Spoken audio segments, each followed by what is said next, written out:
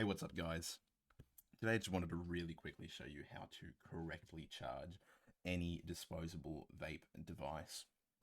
Now, I'm going to be looking at an iGet bar today, but this really does work with pretty much 90%.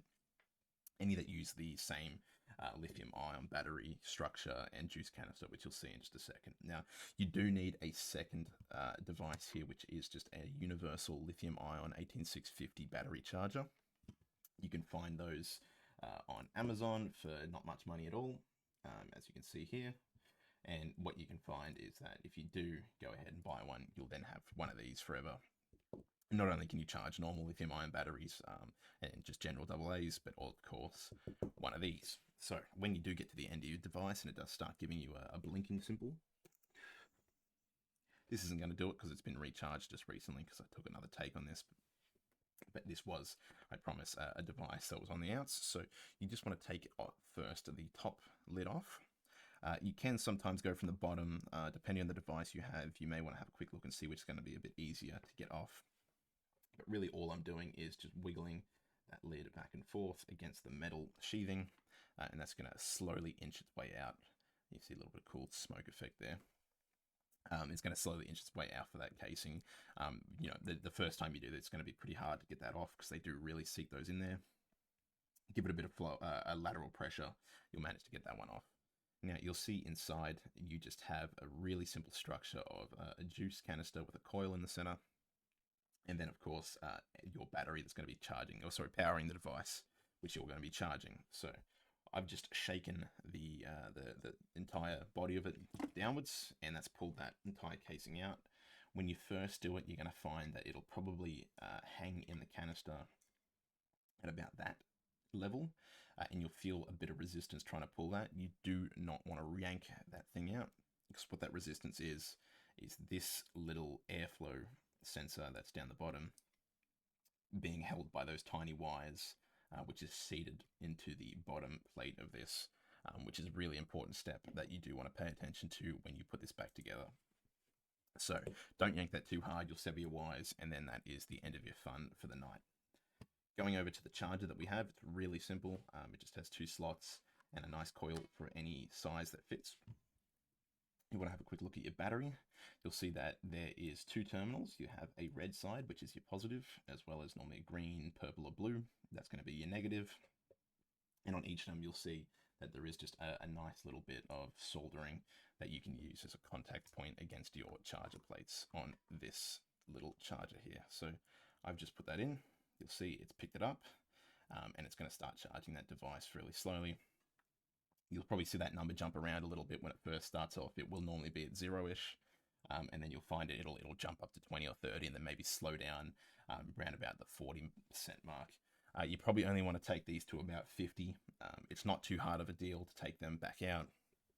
And 50% of the battery is probably going to be your lifespan when you are recharging one of these, before you just start basically burning out the cotton and you have no juice left in it.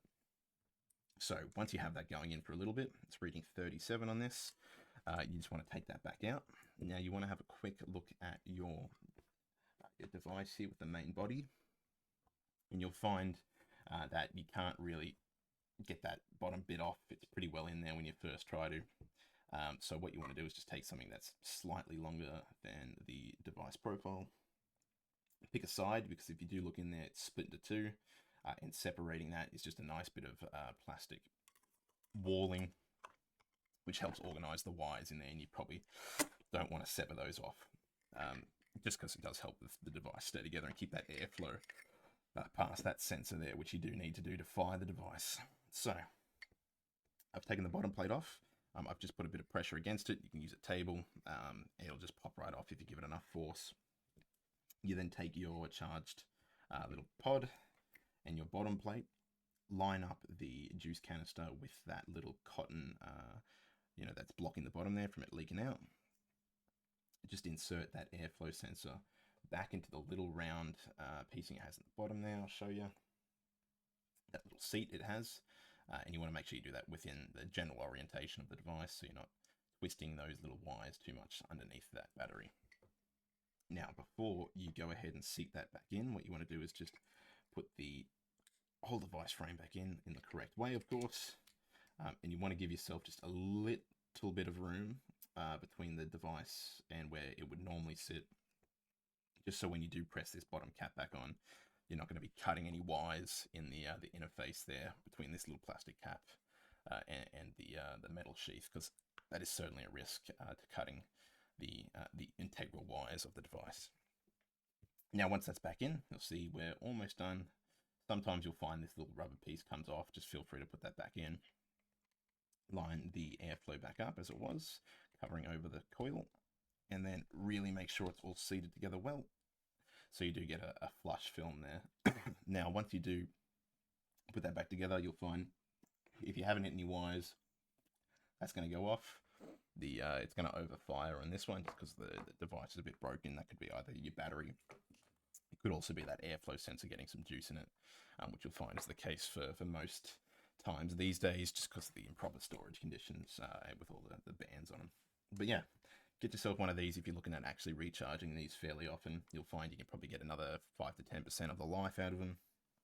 And most of the time, they are dying before you actually do run out of juice. And if you do really get in strife, you can actually expel the juice out of one and combine them with another one, and you won't really have any issues at all.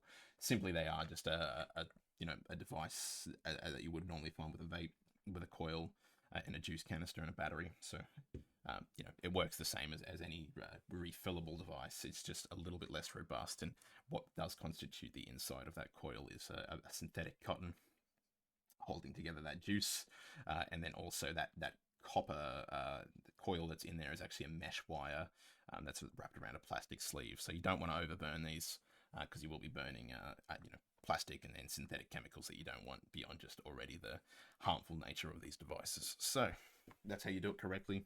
Don't use a fucking wire. Don't blow your house up. That lithium-ion battery is not something you do want to play with. And there's a good reason that you have regulators inside these devices to stop them from being overcharged. So yeah, like I said, $20 on Amazon, nothing to really sniff about. Spend a little bit more money if you're worried about it, because they can be a little bit dangerous. But yeah, once you've got one of these, you can use it for any batteries really, and including any disposables, and as well as you do end up getting a proper refillable device, you can absolutely use them on that as well.